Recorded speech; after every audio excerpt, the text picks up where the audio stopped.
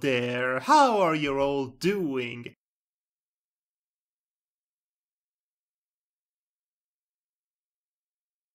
I'm fine. How about you? Thank you for finally answering my query. That was very thoughtful of you. That was no joke. That was not the premise of a joke. I was just legitimately asking you, how are you doing? I thought you were asking the people, not just me. That would imply that people are actually listening to this. Hello there! Welcome to the Team Yume podcast. I am your host, Madhog, thy master. And I am his co-host, Devar Arkbron. So, today we are jam-packed with juicy topics of discussion for our once again revived podcast. I think it's clear by this point that we do not have a weekly schedule for this podcast, which is best for us. It's a more casual thing, I say. And yet, this is not casually edited at all. Anyway, so, like I said, juicy topics to explore. And speaking of which, I would like for us to jump right into a massive rabbit hole that Devar has accidentally uncovered and dug up for me. Yes, that rabbit hole. Yes, that rabbit hole.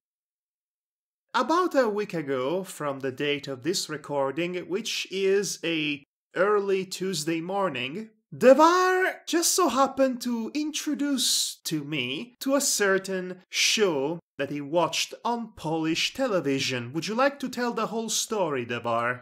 I've already First said of the all, story. what was the context for this conversation? The context of the conversation was, which I was about to bring up actually, funnily enough, was we were playing Blue Omen Operation. Yes. Which was a RPG that we were decided to showcase, which was a demo of it that you got a hold of. Yes, you can see this demo that we played already in its entirety on this very YouTube channel you're probably watching this video. Unless you are listening to this podcast, which you can, and you can also download it on my Patreon at patreon.com/Madhog. No, wait, patreon.com/Madhog. Yes, now that's right. Plugging in, plug. Sorry, I didn't mean to interrupt your story with my plugging. Don't worry, plugs are always annoying things to get in the way of conversation. Anyway, so back again to this topic that we're going to discuss on this podcast, which will be available on patreon.com/Madhog. Yes, it was in the second session when we were playing this demo that we ended up making random comments while in the maze part. Yes, the maze. You can see that in the episode Mazes and Morons, again, on my YouTube channel. Of course. Plugging in.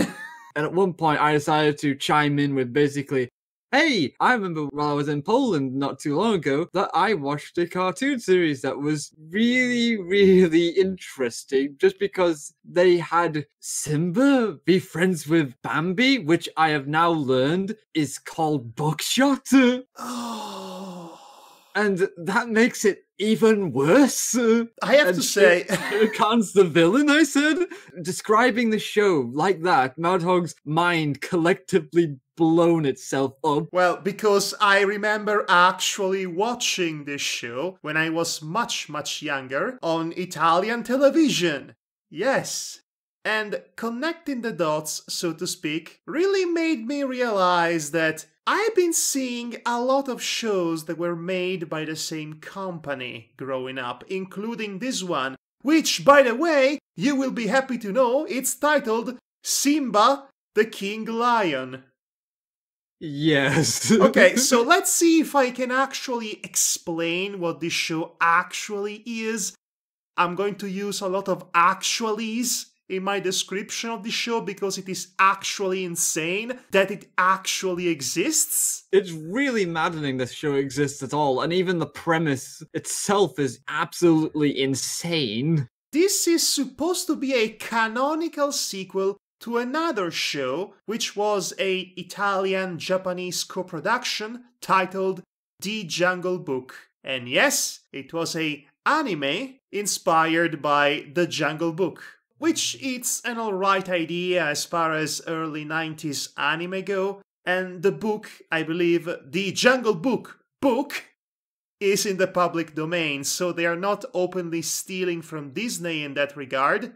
No. But then you have Simba the King Lion, and when I say it's a canonical sequel, I only mean that they briefly acknowledge, for about 5 seconds of total screen time in the first episode of this 52 episodes long series, mind you, that the wolves that are taking care of Simba, because yes, that's the situation here, were the same who took care of Mowgli. So they just hand-waved a reference to a previous show that was made by the same company, and I'll get to the name of the company in a little while.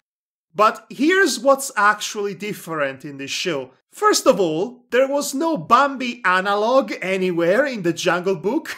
Nope. And there most certainly wasn't any dragon. And there were no magical powers involved anywhere. Magical star powers. Yes, that Simba has. He also has, of all things, the invisibility the invisibility cape that Harry Potter had for some reason, and he can use it to turn invisible. And I do remember all of these things just by memory, by the way. Wow. I did not watch this show recently. I watched about 5 minutes of the first episode and I could not stomach any more of it. It's really bad. To be honest, I could stomach it myself just because it's my kind of bad that I would enjoy. It's really bad. It's really boring too. Also, the mice from The Legend of the Titanic are in here. And yes, The Legend of the Titanic was also made by the same company. And to contextualize this, it's not the one with the rapping dog, it's the other one. The one with the giant tentacle with the dog nose, Tentacolino. Yep. That's the one animated Titanic I was referring to. That is the one that they made. Holy gosh. The most baffling, nonsensical element that I've seen in this show is that Bagheera is now suddenly a cheetah? For no reason? He was not a cheetah in the original Jungle Book series. Nope. That I remember watching as a child, and most egregiously, Shere Khan died in that show, and yet here he is, being the main villain in a show about the Lion King, essentially. And how is this even possible? It's a 52 episodes long animated series produced in the late 90s that's apparently still being broadcast, according to Devar, and Disney just didn't care? How? It's kind of mind-blowing that regard, isn't it? This isn't just some obscure Chinese bootleg. This is a show. Again, half of 100 episodes long show. Produced and distributed throughout Europe with multiple available foreign language dubs, including English. Yes, that you can see in its entirety in any of the multiple available YouTube channel of this company, and it was allowed to exist. Not only that, it was made by one of the most important and renowned animation companies in Europe. And that's when the rabbit hole really gets deep, because now I get to talk about Mondo TV. Oh yeah, Mondo TV. Right, so Mondo TV is a weird beast because at this point in time it is mostly known by Americans, I believe. Yes, that's the best way to put it. It's mostly known for Tentacolino and The Legend of the Titanic and all those stupid mice. The truth of the matter is that Mondo TV is a pretty big deal, specifically for Europe and my country. It is a major production and distribution animation company. It was founded by Orlando Corradi in 1985 in Rome. which means I could literally go see it right now. I could literally take a train and a bus, and it still exists to this very day.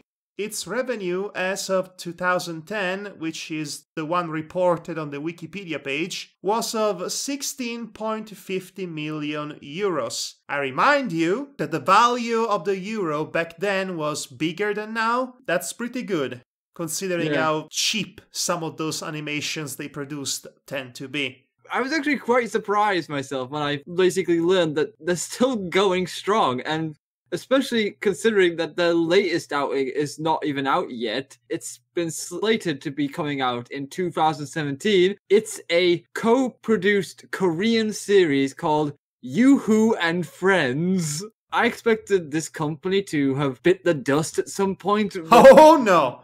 Nope. No. You see, what you do not understand about the creator of this company, Corradi is actually the Italian Disney. Really? For better and for worse.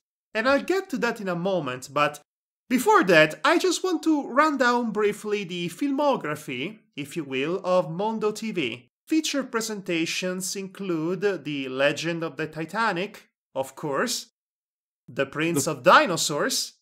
Jesus, A Kingdom Without Frontiers in 2000? Apparently.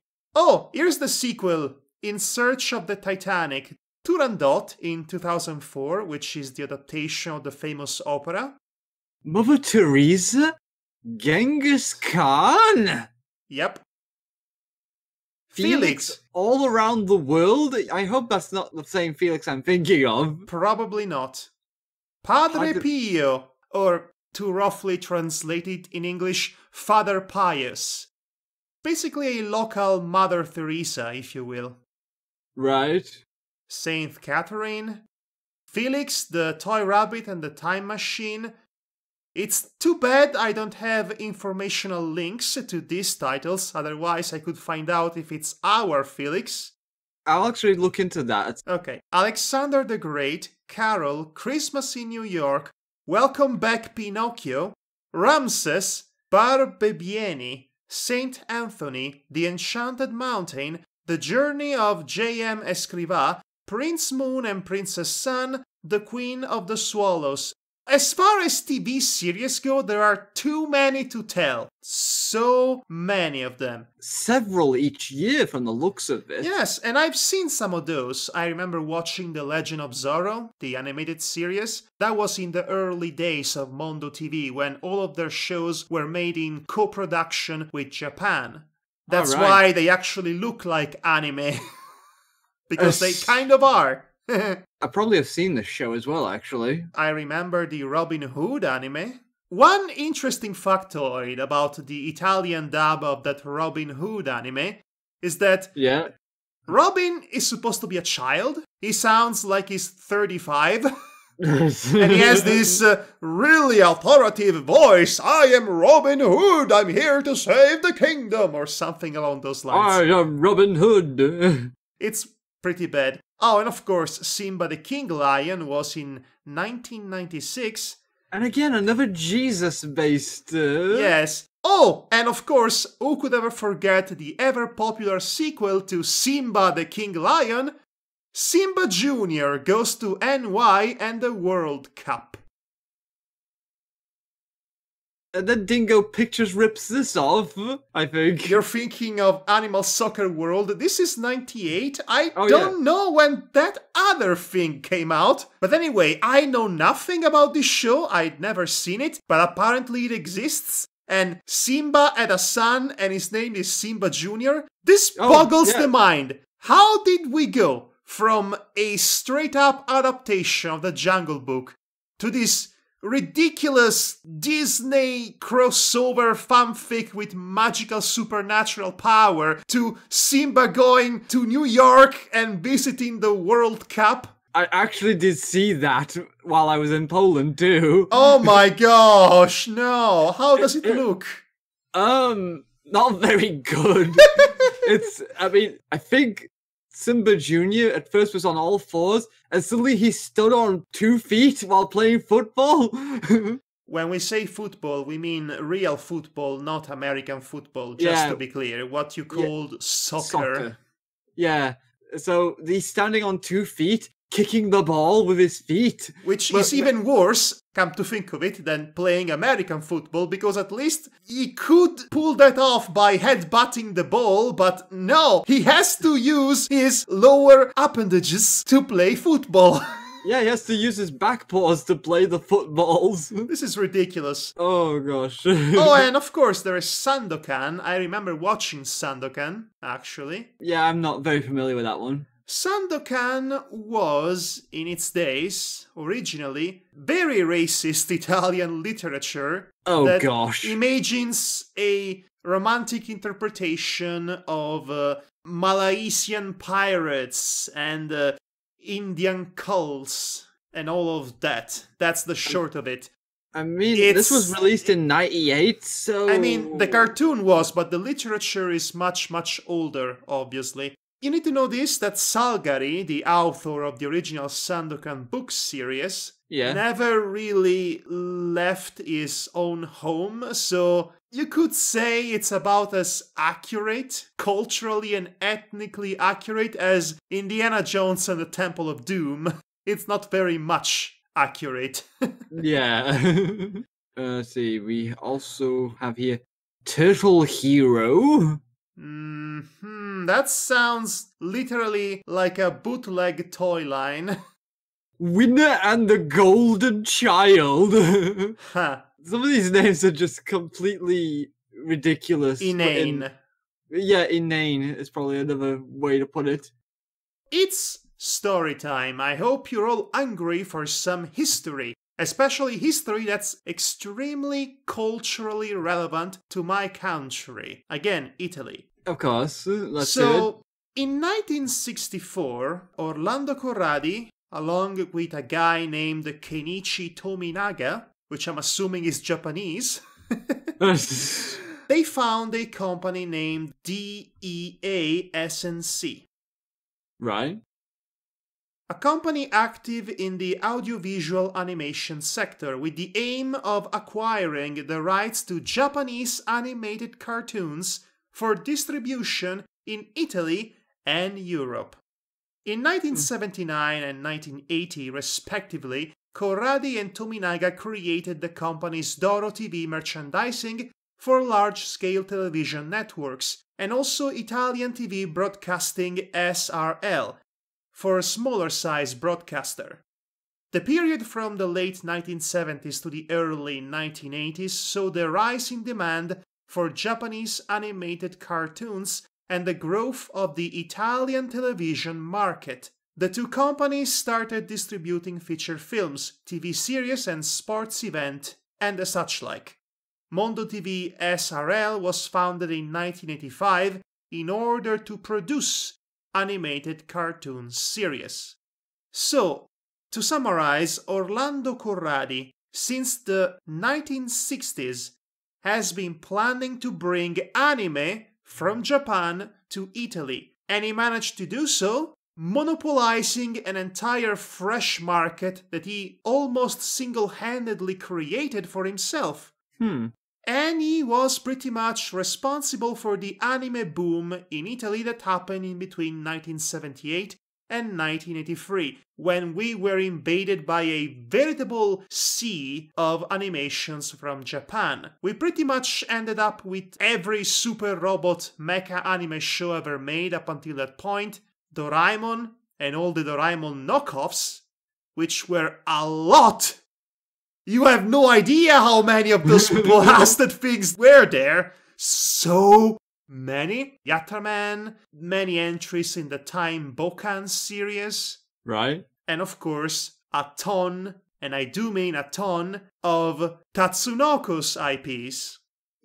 It was a golden age, and this guy had the monopoly of it.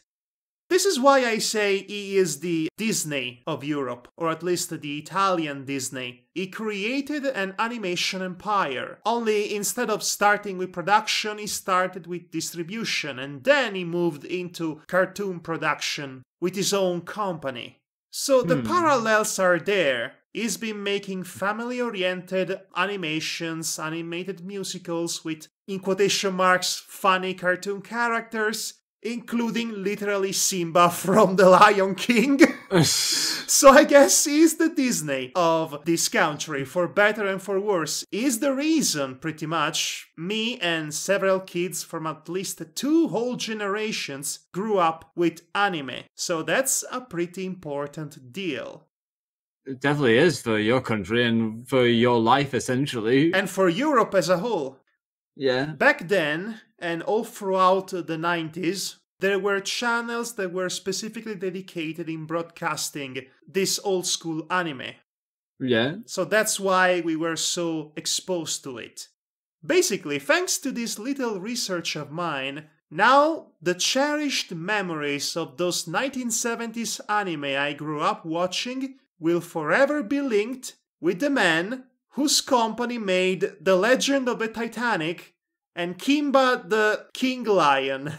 This is the world I currently live in. It's like as if you were told that this person was your father. No, your father. That's not possible! Search your heart and your anime collection. You know it to be true. No, my dad is Kenshiro, not this guy. Right then.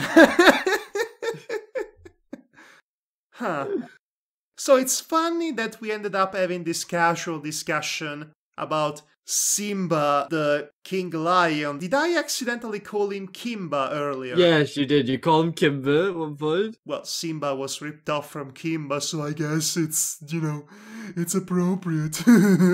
It's the line of... No. You know what it is, Devar? You know what this is? What? It's the circle of life. Coming full circle. See what I did there? Yes, I see. Okay. This is a pretty big deal for me, for my generation, and the generation prior. This was a pretty important cultural milestone for Italian television back in the late 70s and early 80s, and basically throughout all the 80s and the 90s. All because of this one guy, Orlando Corradi.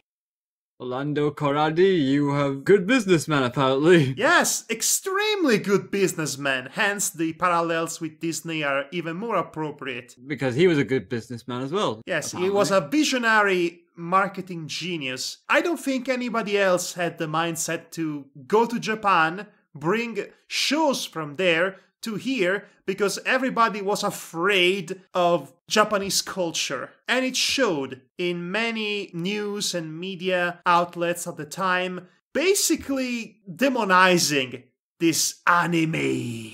Oh gosh. So to this very day, the anime boom is one of the more studied and researched and written about phenomenons in Italian television in the last 40 years. And yet, they made The Legend of the Titanic. Yeah, I mean, that's what the claim to fame is on the internet these days. This was an interesting rabbit hole to fall into, I have to say. And just like that, I'm ready to change topic. Yay, I think. Really, I've been having a big delve into RPGs a lot as of late. In preparation for the Secret of Mana HD remake, I assume. Yes, it pretty much is that. I know I say this in the actual recording of the Secret of Mana Let's Play, but which is available on Devar Akvaron's channel on YouTube. Once it gets posted, of course. Once it gets posted, of course, but in the meantime you can watch other series played by Devar Akvaron on Devar Akvaron YouTube channel, such as Day of the Tentacle, Maniac Mansion, some random DOS game I don't recall the name of, Japanese Popeye, Japanese Donald Duck. Yep. And others. Yep, those are some of the few I've played, that's for sure. And you see, I've been playing Secret of Mana as a challenge to try and complete the game before the remake comes out, which will come out in February. It's proving to be difficult, let me guess. It's proving to be difficult only for few reasons. The game, when it originally came out on the Super Nintendo, it was praised as one of the most greatest pieces of RPG games that actually was made for the system. Yes, literally praised as one of the most greatest.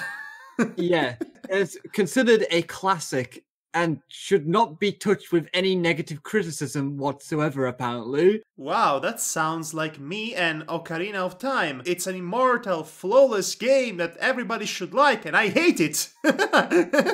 To be honest, with Ocarina of Time, for me, Ocarina of Time was pretty meh for my liking. Maybe I came into Ocarina of Time after playing Twilight Princess, which was an updated version of Ocarina of Time, basically. Yeah.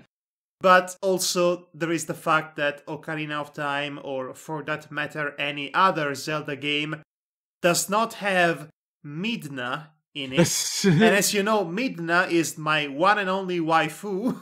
Yes. Oh boy. My views on games can be quite different from the norm of what you would hear, because Ocarina of Time it's an okay game, but it's not the best thing ever made. I mean, it was impressive for its time, but if a game does not age well, then it means it's not a timeless classic, by the very definition.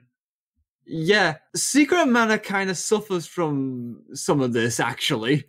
I've heard some snippets of criticism coming from a certain person living in New Jersey, shall we say. Oh yeah, Ross kind of shares some of these complaints. But I will put down the two that I have noted so far in my experience with this game. I mean, I'm having fun with it all the same, but this is where it gets confusing for me, because technically I should have rose-tinted glasses for this game, but at the same time I ignored the story completely, and I was a child then, so that means for me, I don't remember most of it. So I'm gonna outright say one thing about the gameplay.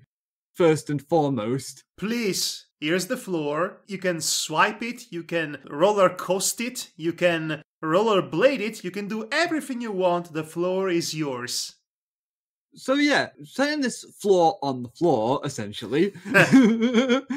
Okay, seriously though, the game, while I said it's fun, and it is an action-orientated RPG experience where basically you can attack enemies anytime, you are kind of locked with this whole, let's say, will system, where basically you have to wait for 100% to pass and for your character to light up before you can do the full damage. I already don't like it. Sure, it adds a bit of strategy and such, but it feels kind of a bit not cheap. Aged well in that regard for certain aspects about it, especially when it comes to my biggest complaint for the game itself. If you're playing by yourself, this game becomes an absolute annoyance to deal with, because not only do your AI friends can stick too close to you when you're going to fight an enemy, this makes it so that the enemy can easily then, if they decide to, they can stun lock you in place and continuously hit you till you're dead. Wow. I don't remember ever suffering this as a child, and I even brought this up to other gamers, and they don't seem to notice it. But and you know who did notice? Ross. Ross! And you can watch Ross's playthrough of Secret of Mana on ross.twitch.tv. I don't know. On the Fanboy Fairies Twitch channel, which is named something Twitch, I guess. So, yeah, this is kind of a problem. Sure, you can do it yourself, but that would mean doing the least amount of damage as possible, while they can do full damage still for some reason, which is a bit cheap for my liking. Basically, this forces you to basically ask a friend or two to basically come over to help you, because you don't want to suffer that bull crud, essentially. That sounds absolutely lovely. The second thing that's really, really bad about this game is that at the time the story was praised as being really good for the time, I don't know what they were smoking, to be honest. I mean, the 80s past, guys, you shouldn't have been continuing to smoke whatever you were smoking. You're talking about the 70s, but that never stopped people. This game came out in the 90s.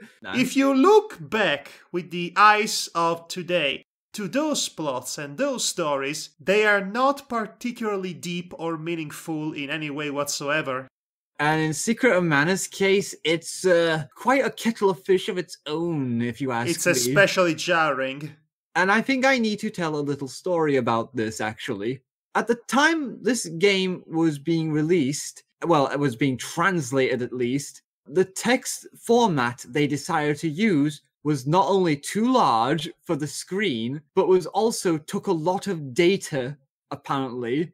So that meant that was a detriment to the people translating the game. As for strike one, strike two would be the fact that they only had 30 days to translate this entire game. Oh no. Put those two things together and you get strike three.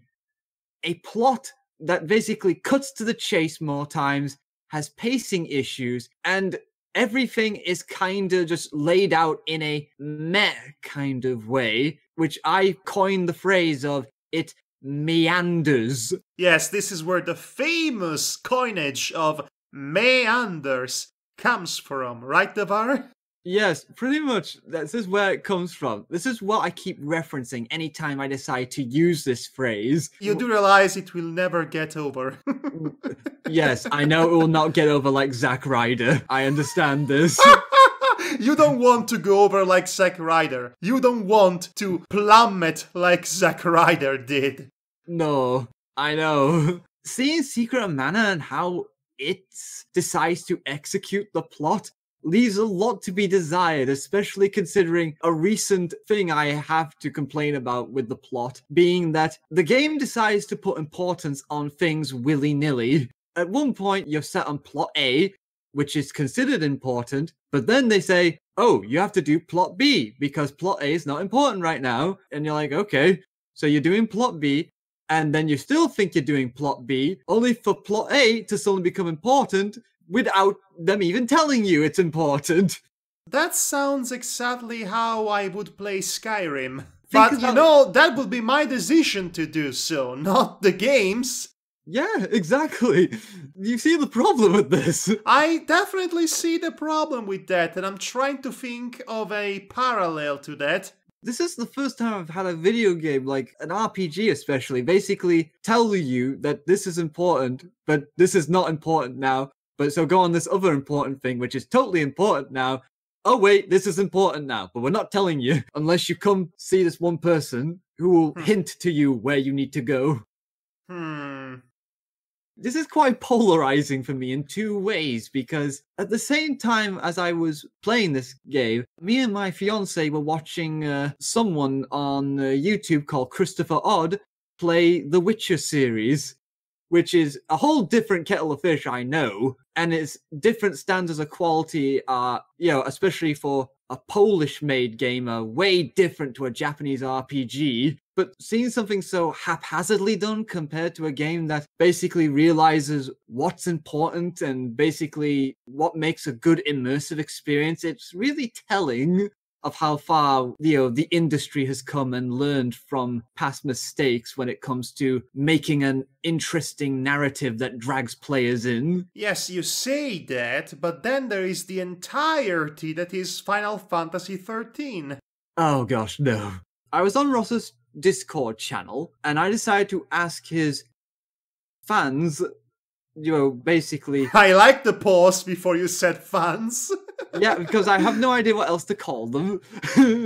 So I asked his fans, which console system had the best lineup of RPGs in your opinion? Basically, some have said that, the Super Nintendo was the best era, while others said it was the PlayStation, or even some have said the PlayStation 2 had the best lineups. Really seemed like the most generic and boring answers imaginable. there might be some truth to that in some cases. The only truth I can see is the truth that has been made abundantly clear for years now. Most people in America grew up with Nintendo consoles or Sony consoles. Yeah. Me, on the other hand, I grew up with mostly computer gaming before I switched to console. Same here, actually. My first console was the PlayStation 2. Based on personal experience, I would have to say the Nintendo DS. I played Chrono Trigger on that console. I also played many a Dragon Quest game on that console, including Dragon Quest IX, which, aside from the relentless grinding, was fun. Sadly, my answer is a very easy one, just because it was my childhood, essentially, but it was the PlayStation. I was introduced to a lot of different plot twists I'd never experienced before in RPGs. Especially on the PC, now that I think about it, because both the PC and the PlayStation were the biggest culprits for where I decided I really want to write stories and I would like to improve or come up with my own interesting worlds and revelations that no one would ever think of. Including suicide used as character development. We like to avoid that part of my life. Okay. Well, it's better than my inspirations to write, which were Sonic games. Oh, yeah, that's true. Actually, I would like to change my answer from before. Yes. Perhaps the best console for me to play JRPGs or RPGs in general was the PlayStation 3. Mostly because I played Final Fantasy VII there, and also Final Fantasy IX and 6. Most of the Disgaea games from 3 to 4, the first two Dragon Age games. So yes, I'd say the PlayStation 3, mostly because it had all the available RPGs of the time and a rich enough library to get in touch with older games too. Also Skyrim, yes, it had Skyrim and Fallout. So yes, definitely PlayStation 3. Keep in mind that I never grew up with RPGs, so I don't have that particular nostalgia. But I have to say, after playing Final Fantasy VII for the very first time in 2009, I went into a RPG craze for a long while, and I played as many as I could. Okay, I think I'm done basically sharing what I've been doing with RPGs.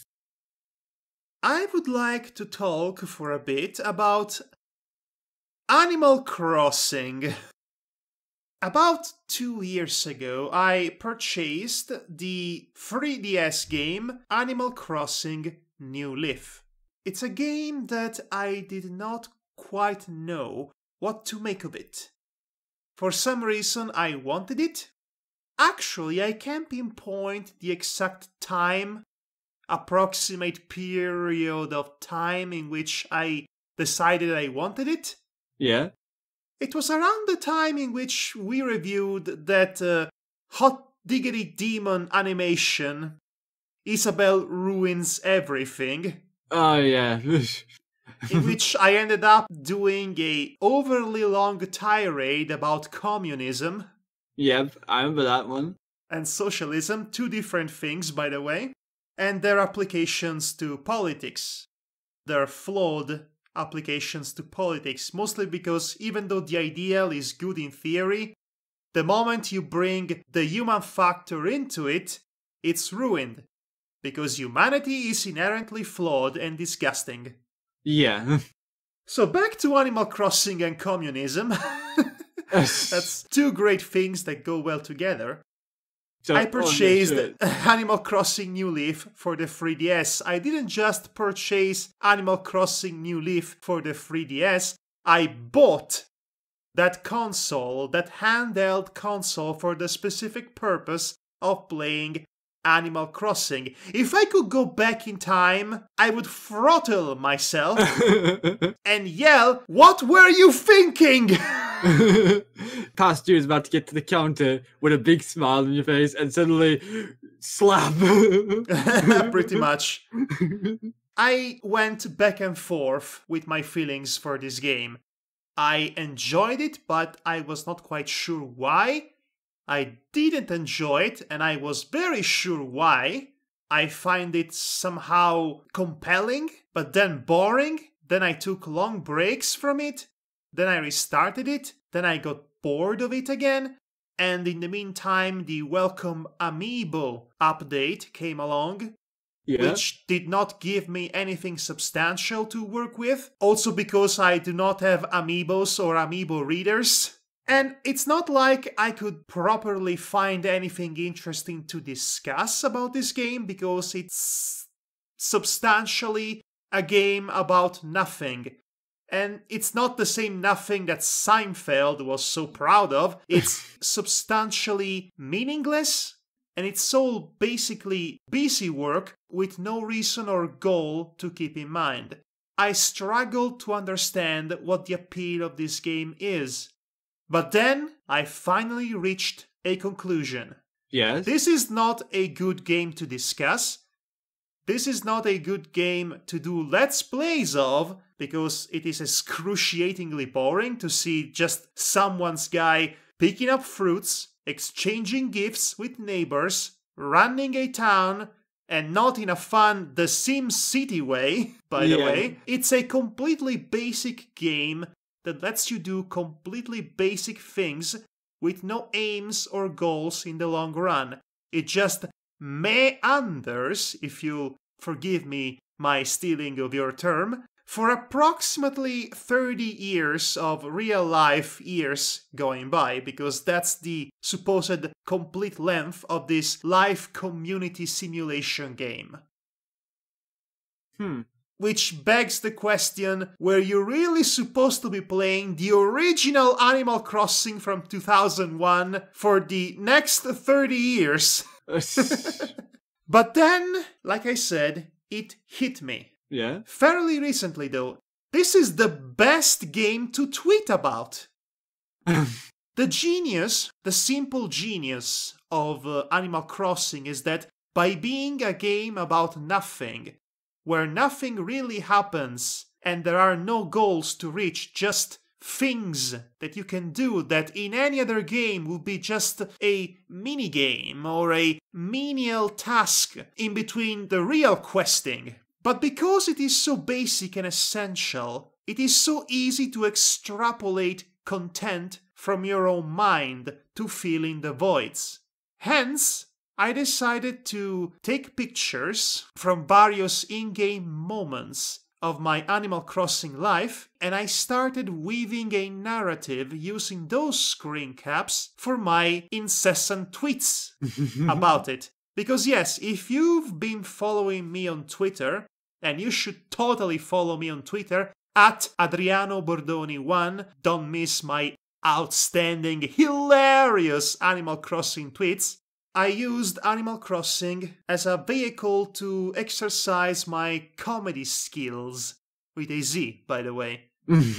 The various interactions I get with the various inhabitants, or the various items I ended up collecting, or even the many surprising bits of unsuspecting brilliance from the writing of the game itself, ended up as the fuel for me to try and write funny tweets about the game. I've actually shown to you a few of those tweets, if you recall, and you can see them all on my Twitter.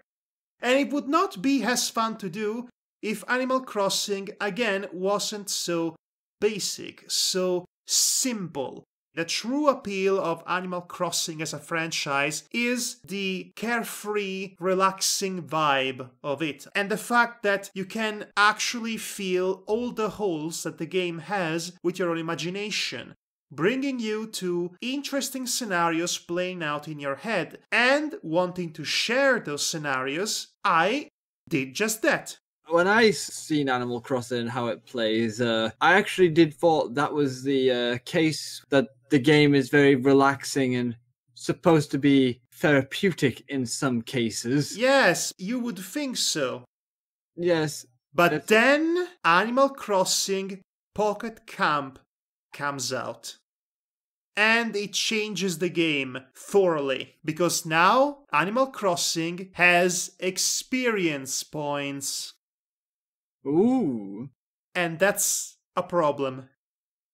Oh dear. First of all, I should say that while I was not able to play the game, my sister has downloaded it on her phone, which is far more advanced than mine, Yeah. so I could actually see how the game operates. And as soon as I laid my eyes upon it, I have two thoughts in my mind. This game looks really, really nice. It's the best looking Animal Crossing game so far, easily. I could literally picture myself playing this game for hours on end, with the same amount of fanatism, of devotion that I had for Pokemon Moon, and I would not be having fun with it, but I would feel compelled to do it like I was compelled, artificially compelled, mind you, to play Pokemon Moon last year. The good thing about Animal Crossing New Leaf is that even though it's completely bare bones, it's not a game that's going out of its way to convince you to play it as much as possible. Although the elements to be obsessively, compulsively playing it are indeed in the DNA of the game, what with the home decor, or catching all the bugs or all the fish, or completing the museum, the fact that it's kept simple, there are no experience points, is preventing you from feeling the urgency, the pressure to do as much as you can because you have to meet that quota. Adding experience points to a game like this equals adding a goal that you feel compelled to reach, a goal that you feel pressured into reaching. So Animal Crossing goes from being a fairly relaxing game with some very, very simple elements that might give you some sort of addiction to a game that aggressively urges you to play it. You do not just casually have conversations with your fellow villagers, or in this case, your fellow campers. Now you have to become their friends. You have to become level 2 friends, level 3 friends, and so on and so forth. Get Apollo his apples. I have to do things constantly. You are essentially playing at the pace that the game is forcing you to play, as opposed to the other way around. Because even though in New Leaf, villagers had requests for you constantly, I never felt compelled to go out of my way to fulfill those requests. I just had my day-to-day routines of collecting fruits, fishing up something, selling for money, do it all over again, and that's about it. I was doing things at my own pace. But with Pocket Camp, the pressure feels real because of the simple addition of experience points. Because you just love to see that bar filling up as you get more stuff done. There is no such urgency. There is no such urgency in a regular Animal Crossing game. They essentially betrayed the philosophical nature of the series with Pocket Camp. Eesh. I mean, of course, you would have to be a person who's already predisposed to obsessive-compulsive grinding. And that's pretty much how mobile games function, don't they? They gotta keep you hooked to the game, so they gotta keep feeding that dopamine, man. Yes, that's why I wanted to talk about Animal Crossing, mostly because it was a good chance to tell you what I was doing with it. Basically, what drives me to play this game is just the idea of tweeting something hilarious later on, hopefully funny, so that I can exercise my funny bones, so to speak. Essentially. Follow me on Twitter, guys! That's the moral of this entire discussion. Just go to his Twitter, you'll see his sillies. Oh no, that sounds dirty. No, because you said, come and see his silly. That's... Okay. Okay, Devar. That's not what I meant. You know, I was actually pretty impressed by this game. They use surrogate names to name holidays, right? The surrogate name they used to call the Christmas holiday, as I've already tweeted about, was Toy Day. They called it Toy Day. Toy Day. They focused entirely on the materialistic aspect of the holiday, leaving out all of the hypocritical, be good to each other stuff that's usually marketed with the holiday. By stripping it down to its bare essential of getting the present or the toy in Toy Day, they pretty much lampooned the cynical, corporate-driven mentality that this holiday is really all about. And I, for one, deeply appreciate it. It was completely accidental, mind you. Yeah. But intent and execution are two different things. And by looking at this name and just thinking back at the entire basic nature of Animal Crossing as a whole, which is all about giving presents and getting presents from villagers and to villagers, it makes sense. It's a game that celebrates blind materialism, which passes for real friendship. So of course it would have a wholly materialistic holiday, which becomes a satire of Christmas as a whole. Again, completely by accident, but noticing this detail made my day, and it left me so perplexed at first. That would be like calling Thanksgiving Killing a Turkey Day. That's brilliant.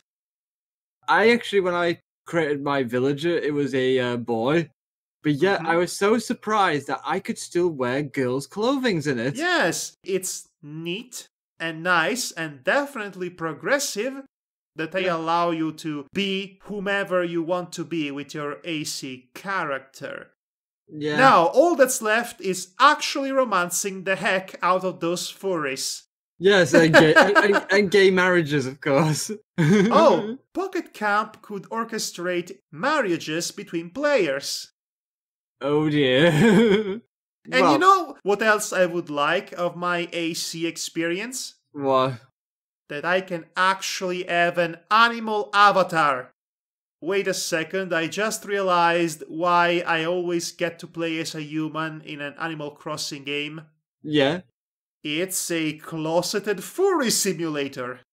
At first you're weirded out, but then you start to socialize, and as the days go by, you realize that you feel at home with these people, because they are your people, and deep down, you knew that.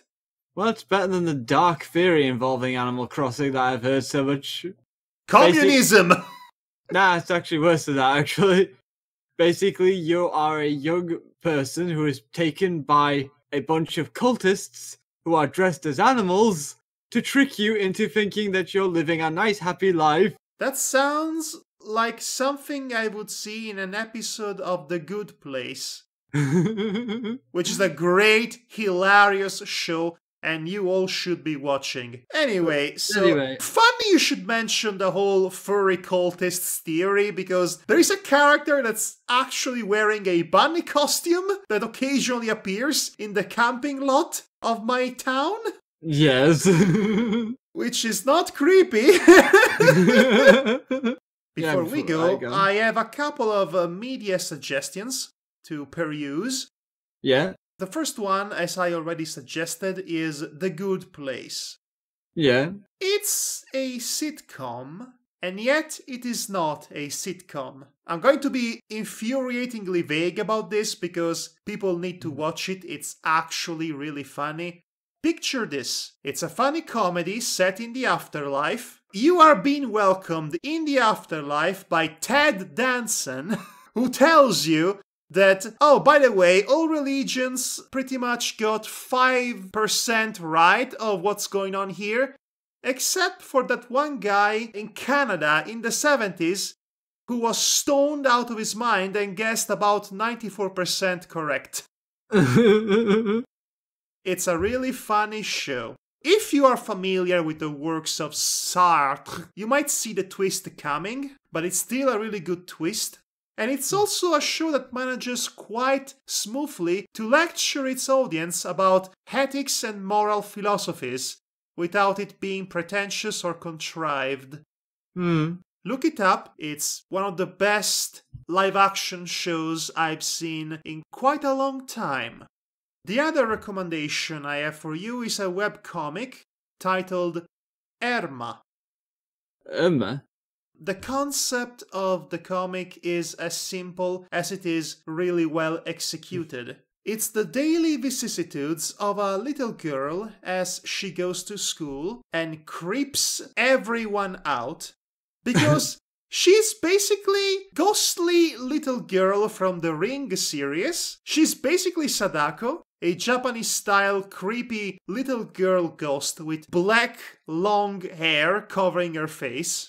And the comic finds different ways to make the situation involving her spooking people up and yet making friends all the same constantly cute and funny at the same time. More than Casper could ever be. Ugh. It's actually my favorite webcomic right now. It has a really likable, really adorable protagonist, and it's just so darn cute. And funny. It's funny and cute. I cannot recommend it enough. I especially appreciate it when she gets a babysitter at some point, and she tries to scare her, but it turns out that the babysitter is actually genre savvy. Yes, it's like that. Given the tone, the comedic and lighthearted tone that the comic goes for, I was afraid that they were going to ditch that at some point to suddenly do a story about diversity and tolerance, which doesn't really fit with the premise of the comic. The artist does that at some point, but then luckily he ditches it and goes back to being a comedy-focused comic.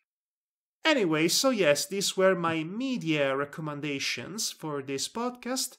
Yeah. I'm glad I was able to shoehorn them right at the end. Of course. I guess this is indeed a podcast. A very long one, actually. Well, I'll have to cut down and edit a few Bits. flubs, bits and pieces here and there like I always do, and it's going to drive me up to a wall. Yeah, but as always. What you gonna do when they come for you? Bad boys, flubs, bad boys. flubs. Bad flubs indeed. Thank you for joining us, everybody. This has been Madhog the Master. And I've been Devar. And remember, whatever you do, I actually don't have anything funny to say. Just don't watch Simba the King Lion, please. I will. No! Well, don't say I didn't warn you. It is so deliciously terrible, I shall laugh at it. I cannot even bring myself to smile at it. I'm just so detached. I mean, so embarrassingly there is this moment in the first episode in which Shere Khan, which apparently orchestrated the death of Simba's father by hiring a human hunter, I don't know how that even works, he roars at the horizon, and you can clearly hear that the English voice actor has been dubbed over an already existing audio file of a tiger roaring. This is so bad, you guys! It is so bad. Oh, bye now. Bye. Take care.